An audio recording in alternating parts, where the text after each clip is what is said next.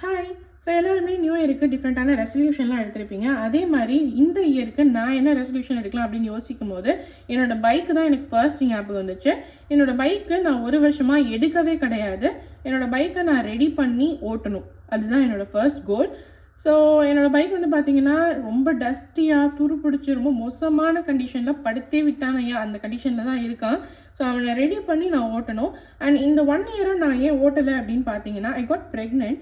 And என்னோடய second goal என்ன அப்படின்னு பார்த்தீங்கன்னா கன்சிஸ்டண்ட்டாக நான் சோஷியல் மீடியாவில் ஆக்டிவாக இருக்கணும். இதுதான் வந்து செகண்ட் கோல். மோஸ்ட்டாக வந்துட்டு நல்லா எல்லாமே ஆக்டிவாக பண்ணிகிட்டு இருப்பேன். பர்சனல் லைஃப்பில் லைட்டாக ஏதாச்சும் டேமேஜ் ஆச்சுன்னா போதும், அவ்வளோதான், எல்லாத்தையும் தூக்கி போட்டுட்டு என்ன வாழ்க்கடா இது அப்படிங்கிற ஒரு ஜோனுக்கு போயிடுவேன்.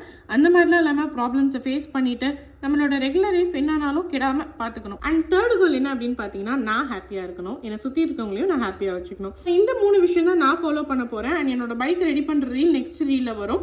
நீங்கள் இந்த நியூ இயருக்கு என்னென்ன ரெசல்யூஷன் எடுத்திருக்கீங்க அப்படிங்கிறத கமெண்ட் பண்ணுங்கள். Okay, bye by.